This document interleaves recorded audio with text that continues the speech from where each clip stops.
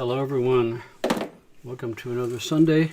Thank you for following me here down this crazy rabbit hole we've been going on all this time. Let me just get these things out of the way. Number one, this is where you can go to get today's soundtrack at the end. Scientific Sound / Song of Healing. And this is where you can go to make comments or ask questions related to anything about these live streams, which, as I've said before, now covers every possible thing in the entire universe. And here is my YouTube channel where you can see all the live streams I've done since last year, beginning in April, which means we are coming up to close to 1 year at this point. April 5th is when I started this, a month after the pandemic closed the whole world down, and my clinical office was closed for 5 months. The patients I see fly in from all over the world, and they've got the most difficult, tangled conditions that pretty much exist out there, and I'm kind of the witch doctor at the end of the trail after everything else has failed. So I really had to tell these people to stay home because they're the most at risk of anyone I could think of. I kept my office open for pain or emergency, but pretty much encouraged people to stay at home. And I took that time to reinvent myself completely, reinvent all my workshops to be online, which was no easy task. It took 3 months of solid work to do that. And we redesigned our website, created a new second website, redid our sound stores, redid our packaging, and I began these live streams about a month afterwards because I was thinking to myself that people are under a lot of stress from all the things that are happening, and I'm thinking to myself, stress, one of the things that stress does is compromise the immune system, and that's not what you want to have happening in a pandemic. So I decided, I'm the stress meister, that's my brand, so I should step forward and help people with their stress. And that quickly turned into something completely different because, once again, I had been shamelessly manipulated by forces on high to do something that I was here to do, that I didn't know I was here to do until I stepped forward, being tricked into something else.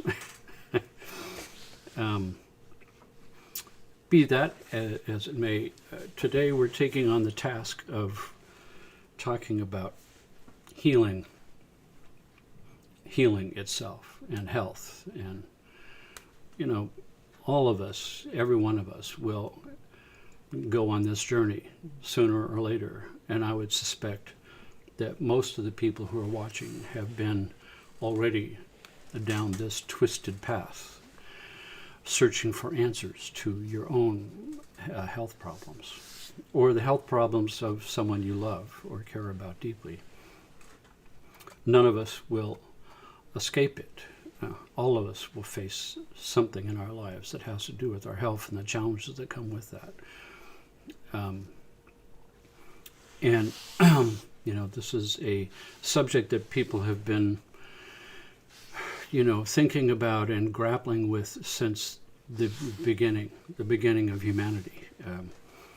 The mystery of health and disease and the basis of what is health and what is disease and what do you do about it.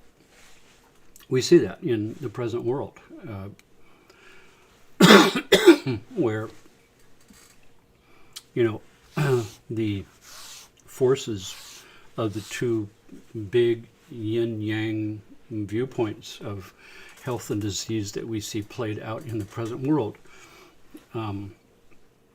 where we have, quote, modern medicine on the one hand with major influx of money behind it, with fancy schmancy equipment and big hospitals and lots of money spent on research for one particular point of view of what is health and what is disease and what do you do about it. And so that would be the allopathic approach, and the holistic approach on the other hand. And the holistic approach has been the approach that has stood the test of time back to the beginning of our ancestors, as far back as you can go in prehistoric times. The mystical aspects of health and disease, the energy field imbalances, the field of imbalances in the mind and the heart and the soul, displaying themselves out in the physical world through how my body functions as a metaphor. And the allopathic view, which is more of a Newtonian physics view, that everything is material, that the body is a solid thing, a sort of a stupid lump of meat that doesn't really know what to do for itself, and the medical doctor has to do for it, and the tools that modern medicine limits itself to are drugs and surgery. And unfortunately, the reason for that is because of the driving force behind modern medicine, which is pharmaceutical companies, whose primary objective is not to get you better, but to sell you a product.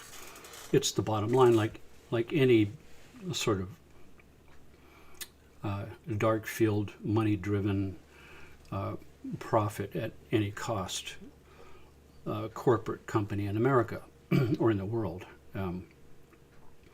It's the doctors and the nurses who, for the most part, are in it for the right reasons and working their hearts and souls to save people and to help them, but who have been trained and brought up through a medical school system that is completely bought and sold and paid for by pharmaceutical companies. So therefore what they teach you to use as the tools are drugs and surgery.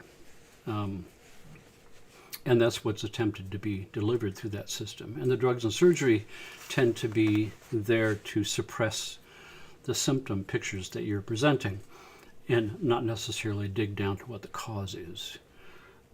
That's more of the holistic idea, where the holistic idea is looking at symptoms as not something to suppress necessarily, but as the indicators the body is putting forth of how the body is attempting to deal with some problem, or to alert my conscious, rational thinking mind that there is some kind of a problem here that should be addressed. It's a smoke alarm going off to tell us we have a fire. And the operating idea should not be to silence the smoke alarm. Although there's no reason that once the smoke alarm goes off and you're alerted to a problem and you begin searching for its cause, that you couldn't use the tools of modern medicine to silence that smoke alarm while you're searching for the cause. And that's where these two systems should be intertwined together. Modern medicine system has unbelievably sophisticated tools for artificially silencing symptoms, but it must never be left to only that as the treatment, and never getting any deeper than skin deep as far as just silencing symptoms. Because the underlying cause is then festering and getting worse and going further downhill, and new alarms will be going off, deeper alarms, more serious alarms, which will have new medications to silence those symptoms as well, until finally the system drops right off the edge into blatant pathology. And then you are solidly trapped in the medical system, where now you do have out pathology, and you need more and more heroic methods in the modern medical system to deal with the aftermath of essentially how you've mismanaged this all along in the first place, and now it's at death's door. On the other hand, the holistic approach takes time It takes time for the body to right itself. It takes a certain refractory period of time for the body to go about the business of healing, of rebuilding tissues, of rebalancing the internal networks that have gone awry. So when a patient comes to me with stage 4 cancer, and I guarantee another dozen layers of deep symptoms that have never been addressed, and I have to untangle that. Stage 4 cancer, you may have only a few months left to live, and holistic therapy could take up to a year to untangle things. And therefore, you're here too late for the holistic approach alone to help, except in the area of spontaneous remission. And that is a pure quantum field effect now. Now we're dealing with the idea that holistic health has to do with quantum physics, and allopathic approach, the modern medical approach, is still based on the old ideas of Newtonian physics, which believes that this is actually solid and that diseases are physical only. The idea of spirit and consciousness and metaphor projected from consciousness into the external world have anything to do with health. I mean, it's always been, even diet and nutrition were always poo-pooed as being pseudoscience by modern medicine. People pretty much told that what you eat has nothing to do with your health, and you can, you can take care of yourself and exercise, that's okay, but that's also not really going to heal you. And this has been going on, for decades and decades and decades and decades. We're all brought up to believe that you just bring your body into the doctor and he'll fix whatever it is that's wrong with you. You don't have to really think about doing anything on your own. Health and disease is some big mystery that arrives from Venus and lands on your body, and we have to poison it, kill it, or cut it out. A whole different ballgame from where we have been since the beginning of humanity, of how we approach what is health and what is disease. And even though we look upon some of those early techniques that had to do with shamans and energy fields and totems and smoke and incantations, we're not taking into account that for the people of that time, that shaman had power. Those things that the shaman did in order to, whatever ceremonies they did and whatever smoke things they did or whatever clearing exercises they had, if you believed that that had power, then it did have power, just from the placebo response. We know right now that 35% of the people that a shaman would treat would get better, just from the placebo response, because they believed they were going to get better. So, when we get into ancient practices of ceremony and drumming and chanting and smoke-filled rooms, or heat, where we had sweat lodges, which we now know helps detoxify you. These were powerful instances, laying on of hands, Ayurveda, herbs, magical incantations. All of these things had great power for their time, where that's where people's heads were at. And it did have power to heal people. It has power today to heal people. Now we just understand a bit more because they have more fancy schmancy tools to observe what happens in the brain and the nervous system and the biochemistry. We have techniques for measuring subtle energy fields. When I was on the faculty of the California Institute for Human Science, CIHS, CIHS was a graduate school and also a research institute for researching the, quote, unresearchable. The whole idea behind that research portion of CIHS was to see if we could put untestable things to scientific scrutiny.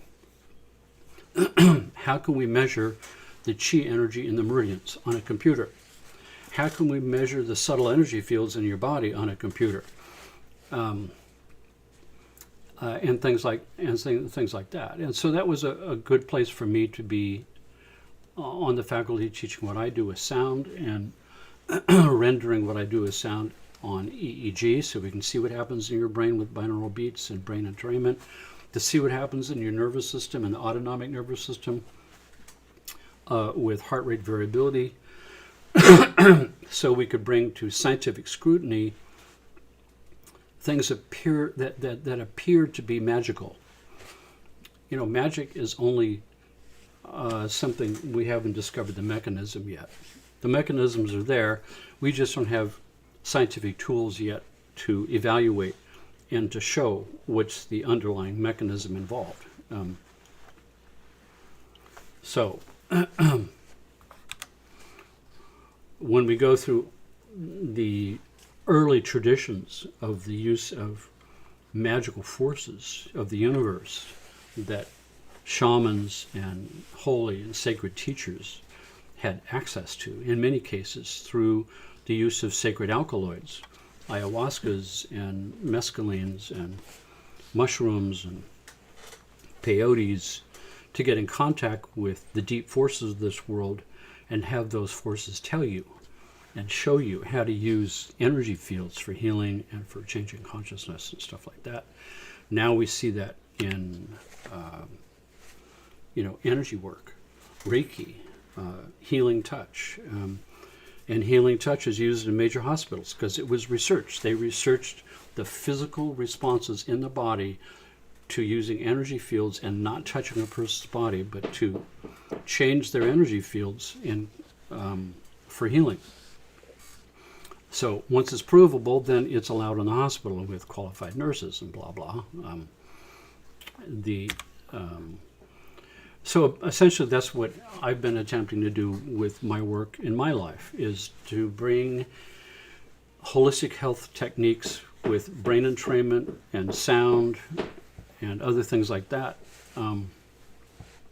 to scientific scrutiny, so that I can move this more into a mainstream field of healing where holistic health begins to take its rightful place and be more accepted by a larger group of people that are not just a niche group who already believe in holistic health. People out there with problems who need solutions. As time evolved, more and more sophisticated methods became available. For instance, acupuncture and feeling the vital pulses and these specific types of points all over the body, energy points that could be influenced for health and disease, acupressure, the ancients in Greece and Rome with more and more plant-based technologies, herbs.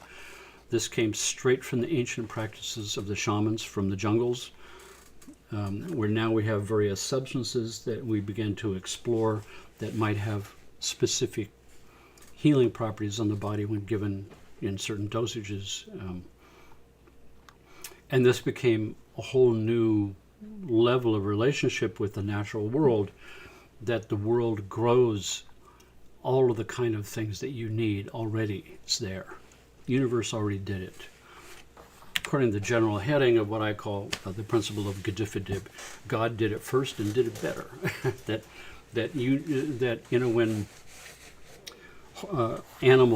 wild animals get ill, they're naturally drawn to the correct herbs by smell to start nibbling on those and eating those.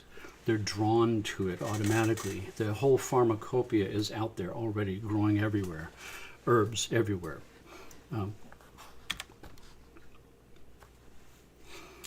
Ancient Egypt, Sekhmet was the goddess of healing in the form of a lioness. But this had everything to do with herbal technologies and energy field work, work of bridging the realm between this physical world and the metaphysical realms of the gods, bringing that forth.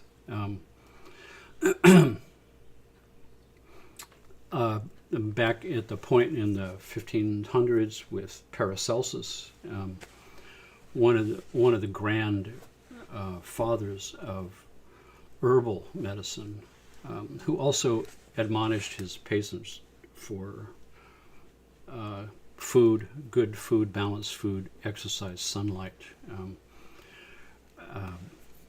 But Paracelsus was amazing. This guy would, go out into the fields in the morning and gather the dew off of the leaves of various herbal plants and carefully package them in these vials and preserve them with notes on them of the date in which they were gathered.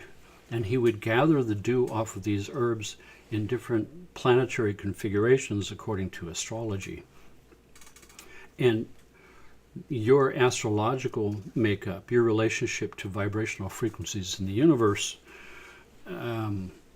set the tone for which types of herbs to use the dew gathered under what planetary configurations. Paracelsus was also the one who, had these statements that the potential healer should go and sit in the meadows and sit in the fields and meditate on the shape of the plants.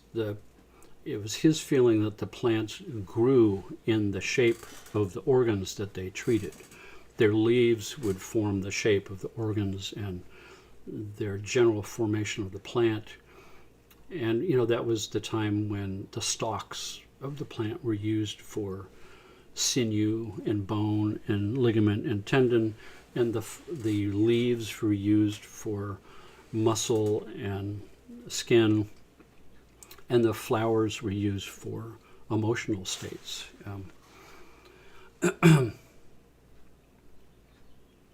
Still used today by many herbalists who are really in tune and in touch. Hippocrates, for God's sake. The story of Hippocrates, whose many statements all have to do with taking care of yourself, exercise, sunlight, good food is the secret of health. He said, pay attention to the spine. It's the secret of health. And the spine, of course, that's a whole chiropractic thing. The communication network between centers in the brain, trying to communicate to all the different systems in the body, receiving signals back from those systems into the brain. And if that network is impinged, the communication network, through spinal misalignments, then you end up with ill health.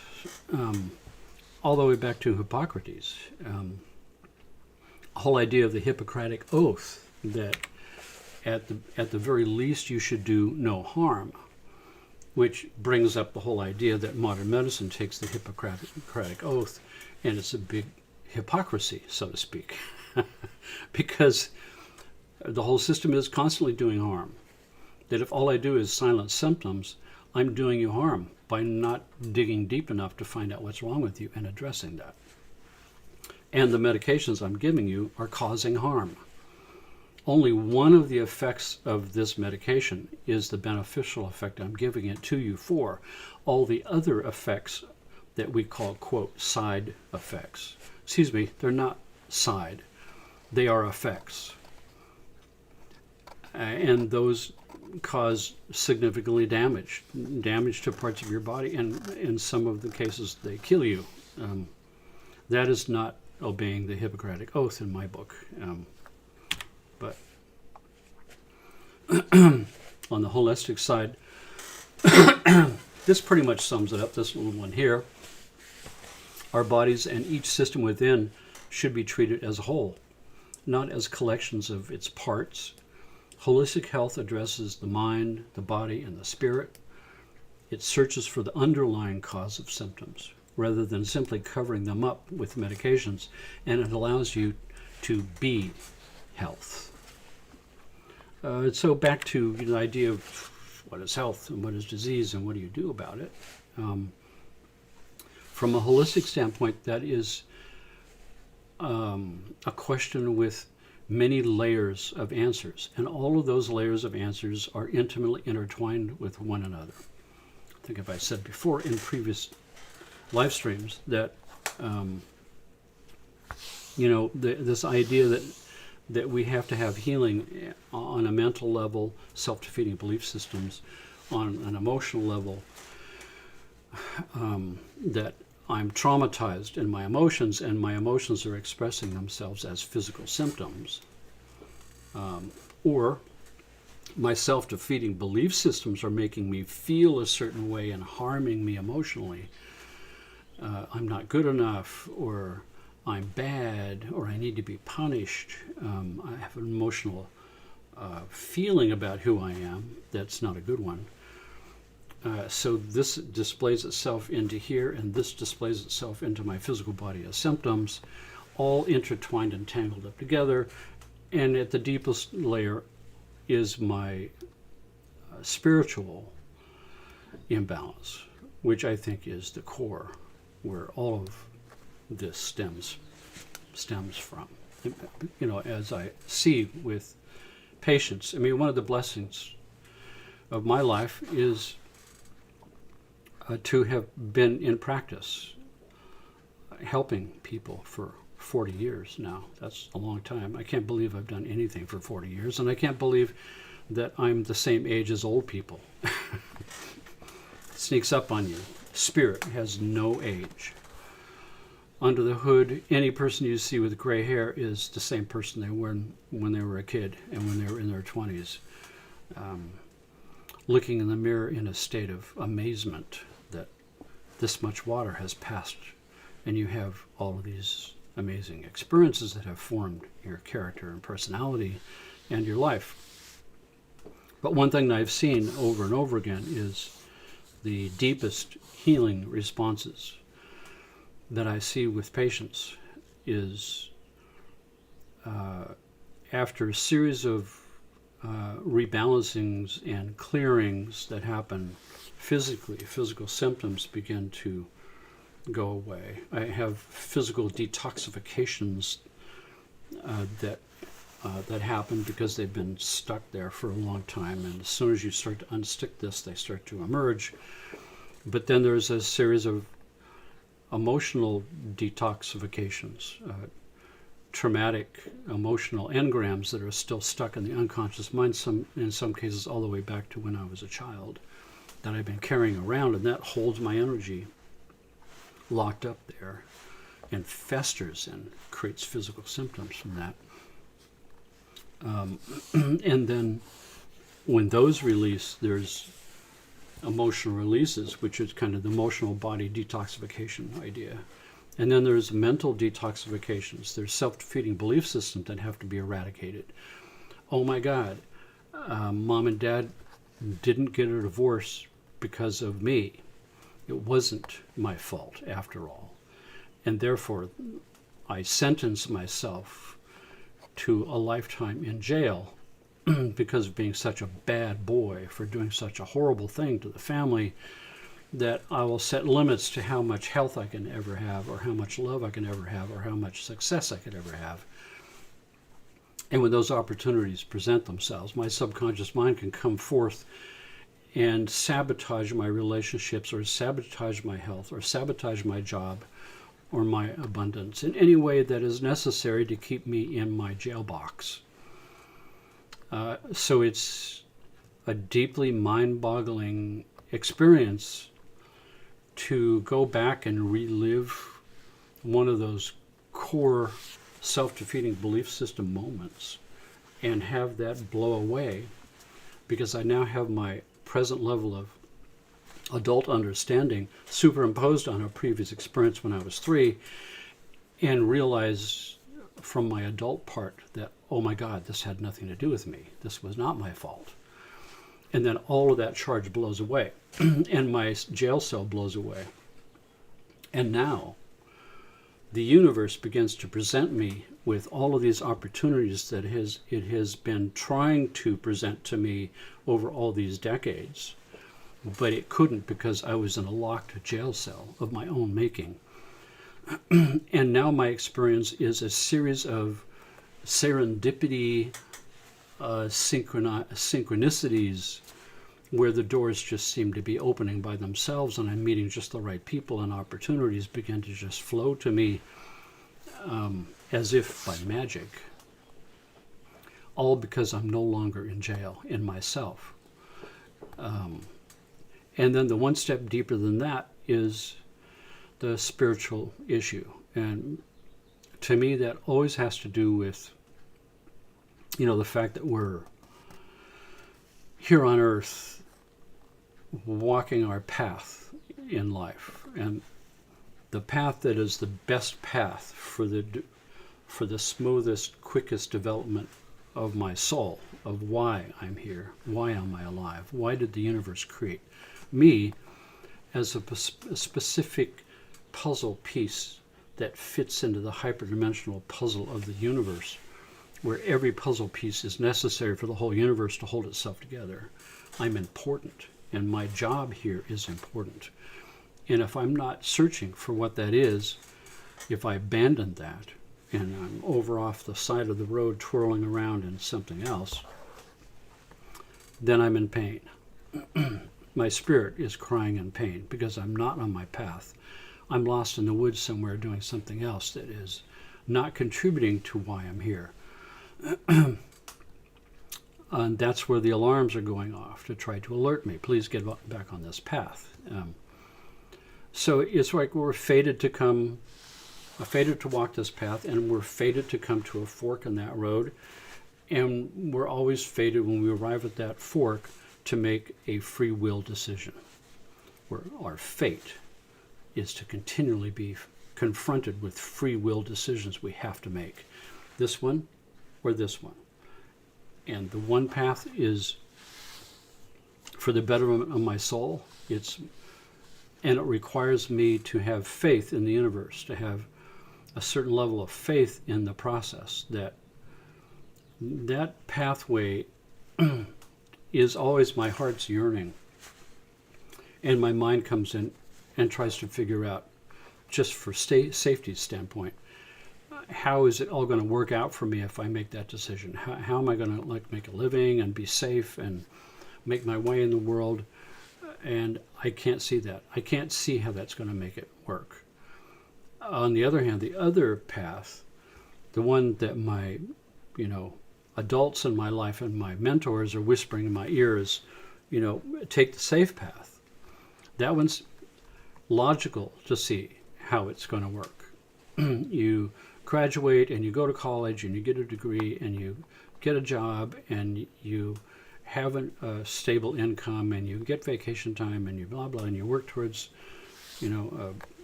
your retirement, and there is a clear linear idea-based strategy in that path, the path of, quote, safety. And as soon as I take that path, then the pain begins. And that path, of course, leads to another fork. And each time I take the left fork instead of the right fork, path of safety, path of safety, path of safety, the pain in my spirit deepens, because I'm off the side of the road now, circling around, doing something that doesn't have anything or little to do with why I'm here, why I have been manifested in the universe for some purpose. I've abandoned the heroics quest to find my true nature and to fulfill my purpose for being a puzzle piece in the universe, so to speak. And when that detoxification takes place, physical detoxification, emotional detox, and self-defeating belief system detox, and spiritual detox. The spiritual detox is teleporting back and reliving the very first time that you ever chose the left path instead of the right one. And digging down to find out why. Why did I choose that path instead of this one? Why didn't I follow my heart's yearning? And it all has to do with fear. I was afraid that I couldn't see how the right path was going to make me safe, to get me to a place where I would be able to make it. And the left path, although that's a path of no guarantees, and now we see, you can't do what you used to do in the 50s anymore, which was a contract between you and a job. You would work there for 30 years and you would get a pension, and you'd get vacation time and health care coverage and maternity leave and all the rest of that good stuff. And you could have one person who works in the family make a good enough living that you could have a house and a car and a savings account and take vacations and buy stuff and still be way on top of it and be okay. Now that promise has been broken. Now the average American with 2 people working in the household can barely make it, and they're in debt. There is no safety on that path, and there never was. Yeah. Even the days in the 50s when it appeared to be safe, you just would, like I said before, you get up with the alarm clock and you do the stuff and get in a car and drive to work and come home and watch TV, and on the weekends you blow some steam off, and the next week you do the same thing for 30 years until you retire, and then you die.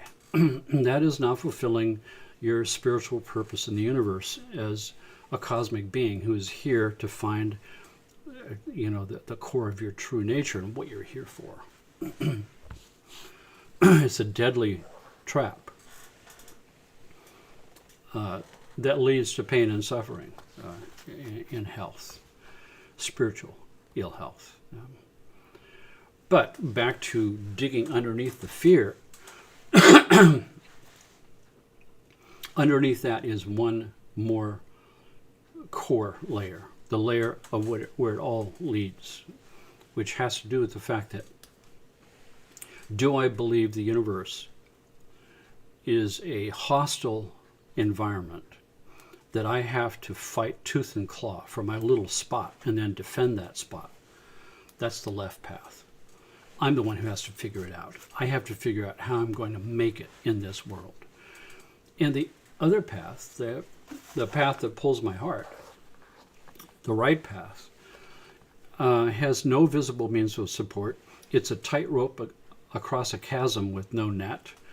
There's no ability for me to see how this is going to work out. But that was never my job in the first place. My job is to make the dumbed down decision, this way or this way. And if I choose the right path this way, it's the universe's job to open the doors and to turn the lights green and to introduce me to the people that will make that work. My job was never to do those things. My job was never to figure out how I'm going to make it work.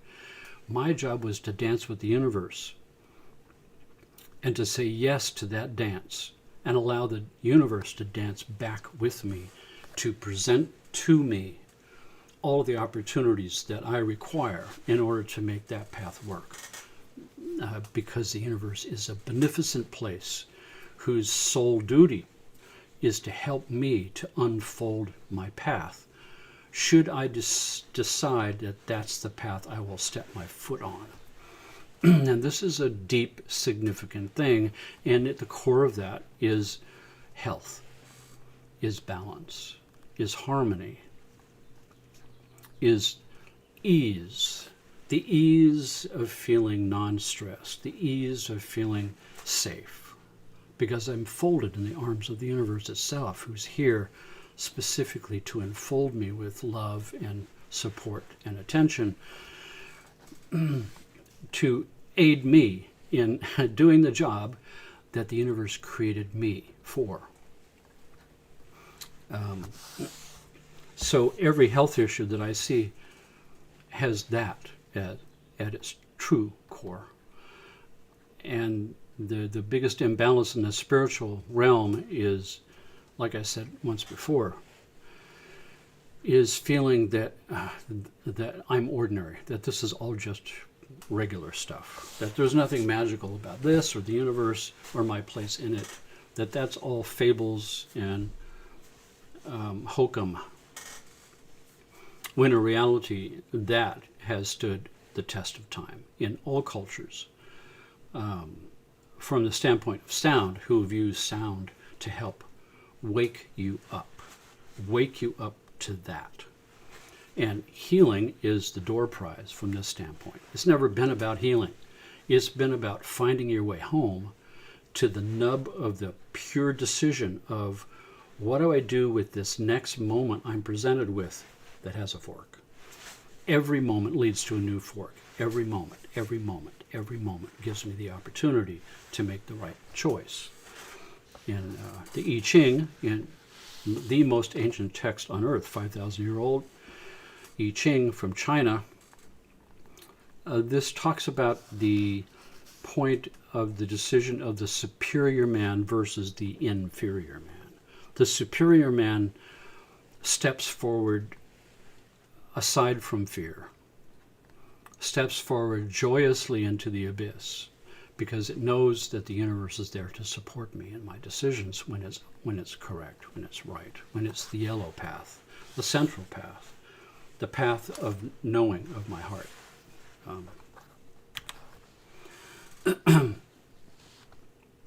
Even Tesla got into this game at one point. The whole idea of the Tesla coil, which was a step-up transformer of a regular electricity, which of course he invented the AC current that we use on our walls right now, stepping it up to 1 million cycles per second, and developing a healing device from that, because everything in your body is electromagnetic, and he's the Meister of electromagnetism. He created a device for healing the body using step-up Tesla transformers in this device that was called the violet ray. Basically a Tesla coil that generated these high-frequency electromagnetic currents, which traveled through a vacuum tube, and there was a number of different vacuum tubes of different shapes. You apply it to the body, and the frequency of the electromagnetic field aligns perfectly with the electromagnetic frequencies in your body, all the way down to a cell level, and excites the cell into a higher energy state and strips oxygen off of the air molecules, which creates ozone, hyperoxygenates the tissues, boosts the cell to a higher energy state where it can increase its intake of food, expelling of waste, and rebuilding of tissues.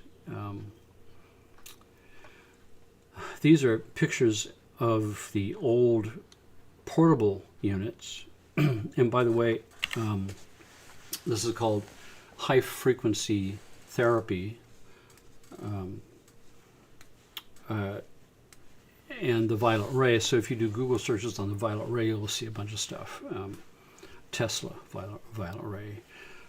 This was taught in medical schools and used in medical schools for 20, almost 30 years, until the purges of the 1920s by the pharmaceutical companies who attempted to take over the world and monopolize healthcare through the massive money forces of the Rockefellers, who wanted to back the best horse in the horse race of delivering healthcare to the population at large. And he backed the horse that had a recurable product to sell, pills. If I can get you to take a pill for the rest of your life every day, that's a great business model. And if I can force you by law, every person to take my vaccine shot, that's the best model you could ever have, especially if I can buy a few legislatures and make sure that I can't be sued for the negative health effects that the vaccines might cause. I'm immune to prosecution. best business model you could ever imagine.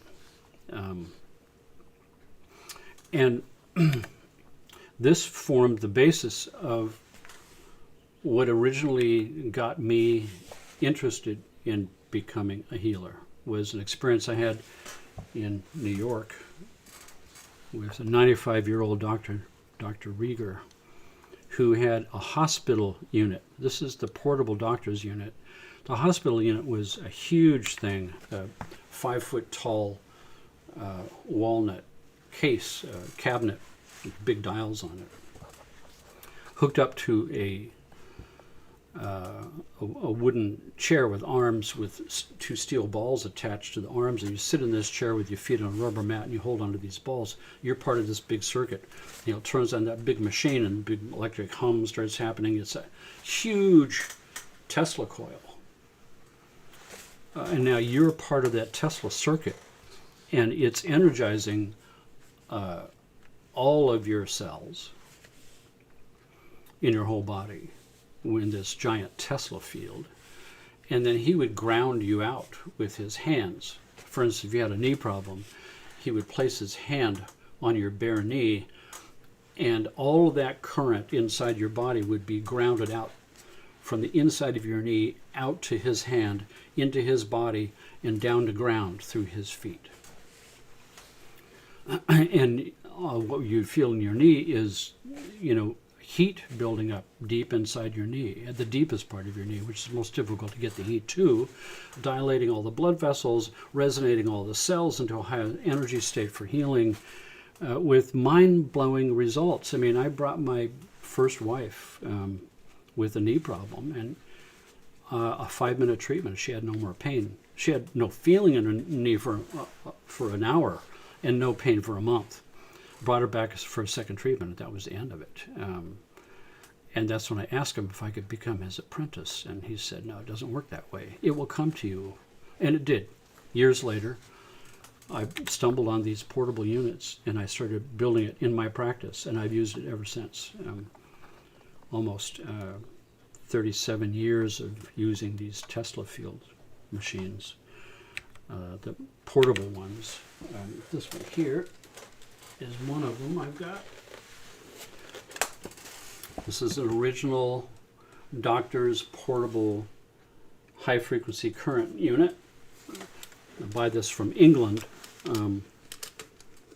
where they take the original units and they refurbish them. So you can see when we open this up that it has all of these glass tubes. These are vacuum tubes, and it's got a controller with a dial. This right here, this is the Tesla coil, this thing right here. And you will take one of these glass tubes and plug that in, and now this glass tube, when I turn this thing on, will fill up with a violet, looks like a gas or a fluid, why it was called the violet ray. And it would create a violet spark with a spark gap. But if I touch it, you'll see this like violet fluid on my hand, and a few seconds later I'll feel the heat way down inside my hand. I'll feel that. On the other hand, if you use this one, it's still the portable device, this one with the metal wires on the inside. These metal wires on the inside make this a much hotter spark. So now the patient will hold on to this, and when you fire it up, their whole body is part of that circuit. And this is more of what Dr. Rieger was doing in New York that I met years before. Your body's part of the circuit, and I'm going to ground you out with my hand somewhere on your knee, for instance.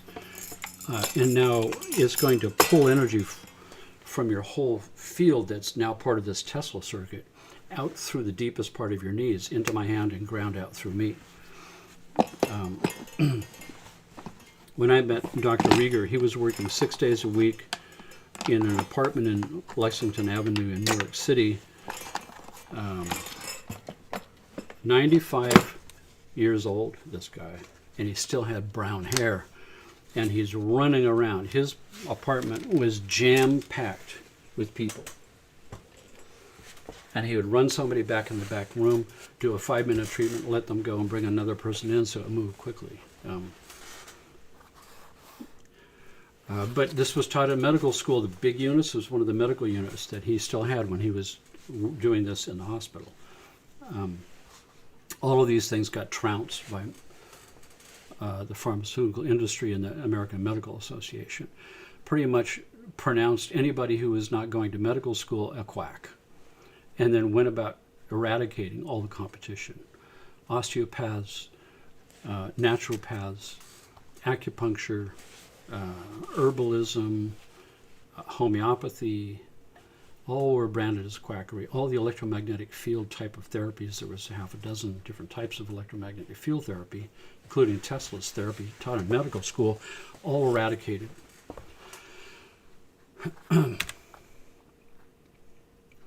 There was Royal Rife and his amazing microscope that could view bacteria and viruses. And once he could view them, he could use vibrational frequencies to resonate them like a wine glass, and then intentionally overdose the wine glass with frequencies to make them shatter.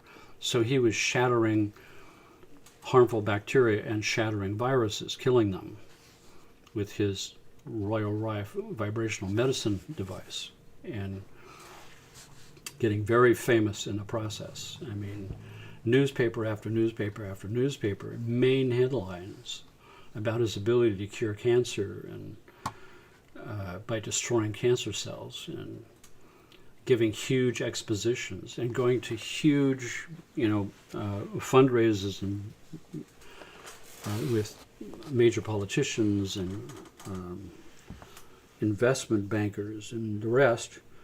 And it's another example of, the modern medical system, the pharmaceutical-driven system that wants to sell you pills, can't abide somebody coming up with a technique, particularly for cancer and major diseases, that does not involve selling a pill that's taking their business away in some of the best money-making areas of their business, cancer.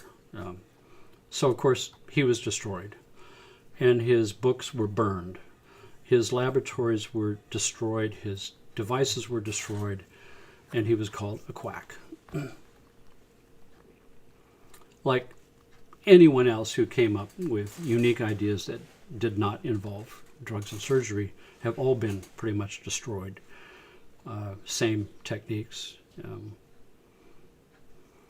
But when we look upon the holistic idea that stood the test of time, of the concept of wellness, of fostering your wellness instead of, and trying to head it off so it doesn't get to a point where we have to make some kind of heroic effort to reach a still spot in ourselves where healing can take place.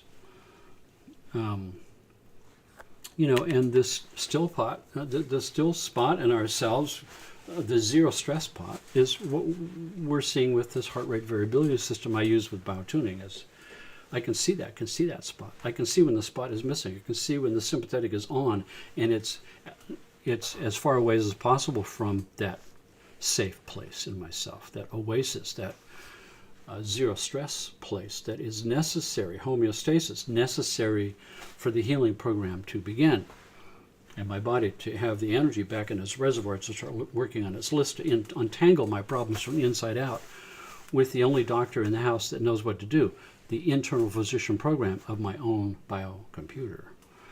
And even, the word itself, dis-ease, tells the whole tale. A state of non-ease, dis-ease. I've lost my place of ease, my oasis place. I've lost my place of safety. And that is the origin of disease. And I've been in practice for 40 years, and I'm more and more and more convinced that stress is the ultimate cause of disease. And who manages stress? Where's the origin of the stress handling system? Autonomic nervous system. Sympathetic, parasympathetic nervous system. It's inside here, inside your own brain. And inside that brain is consciousness that's driving the car. A level of consciousness that knows how to grow my body out of 2 cells and differentiate the tissues and make them all run on automatic without me thinking about it. That's the definition of the autonomic nervous system. Automatic nervous system function. Deep inside the core, at the center of the brain, where this origin of the master program that tells all systems what to do, underlying that is the blueprint. And that blueprint was made by consciousness and read by consciousness. And it's read moment by moment. This magical place, this quantum field zone, where my consciousness connects to universal consciousness and aligns me with every other living being, with my planet, with my solar system, with my galaxy, with my universe. All of it is intertwined together. So when most of the people on the planet have an imbalance at the core level, we see what we have. A screwed up world where we've lost touch with our own nature, our own primal nature, our relationship to all life in the universe. We've lost that with all other living beings on our planet and the planet itself, and therefore the planet is dying on the vine in its ability to support life forms, and therefore we are shooting ourselves in the head. And the longer we go down this left path of linear thinking that we can be safe, in this case it's for profit, it's corrupted completely, until we can break that cycle and come back to this holy place in relation to life, all life. We will not survive this. We have to do something about it. So in the center of that here, the hypothalamus. Inside that hypothalamus is these little organelles, and each of these organelles does a different duty. And 2 of those organelles, like the anterior nucleus, this green one right there, is the origin of the parasympathetic nervous system. And this one here, the posterior nucleus, is origin of the sympathetic nervous system. This is where it all begins in the center of the brain, the balance of these 2. And it's the parasympathetic nervous system that controls the system. Which eventually snakes down through the pons medulla brainstem and becomes the vagus nerve that innervates organs, glands,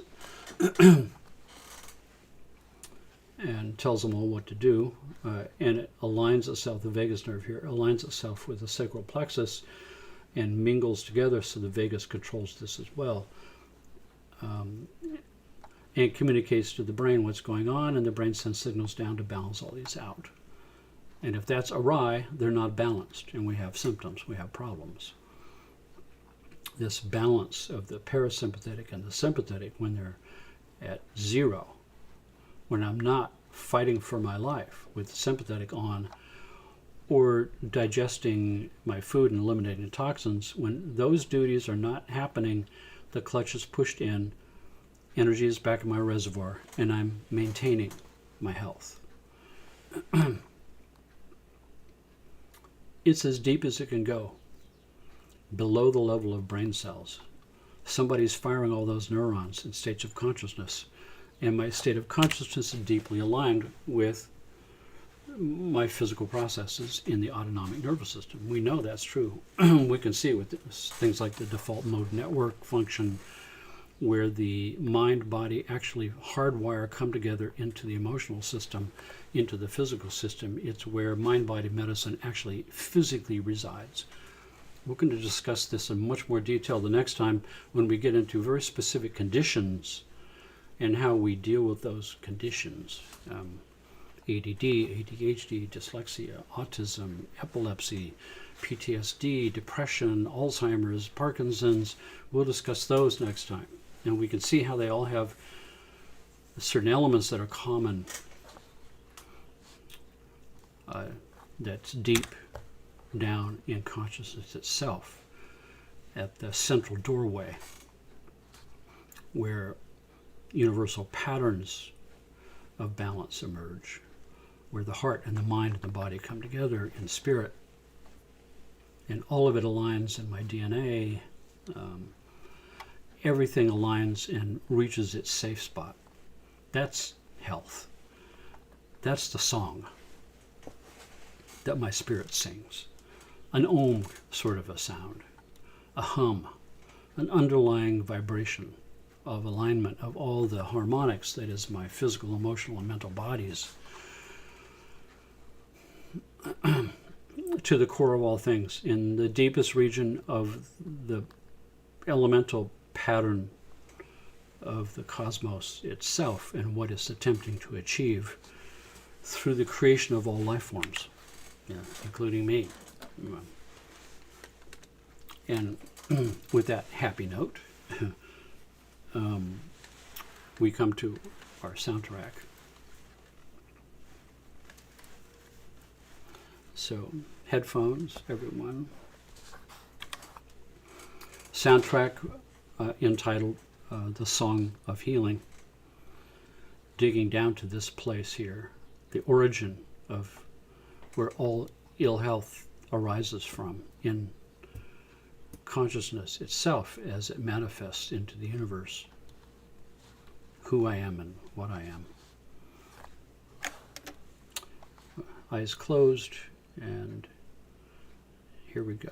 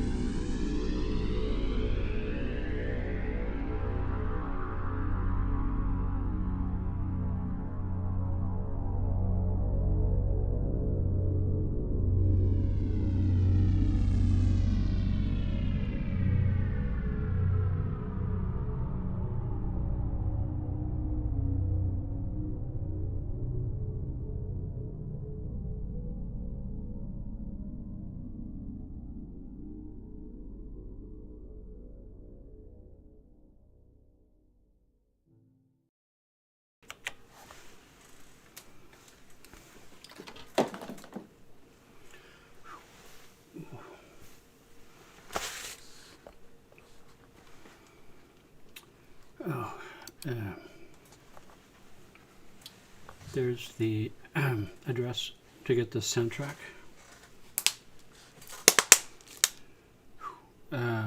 Scientific Sounds / Song of Healing.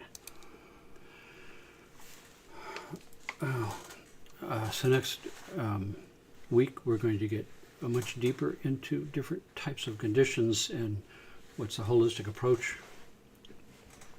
that's scientifically based and reproducible,